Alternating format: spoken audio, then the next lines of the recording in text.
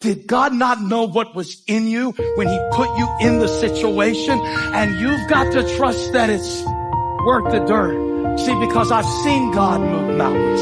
I've seen God make ways. And now that I've seen what a tree can be, I understand what I am fighting for. I understand that the battle is for your branches. You've got to get free. You've got to get back. You've got to bounce from this. You've got to recover. You've got to move forward. You got to show them what it looks like when we do it anyway. You've got to. The battle is not over your seed. The battle is over your tree. The battle is over your branches.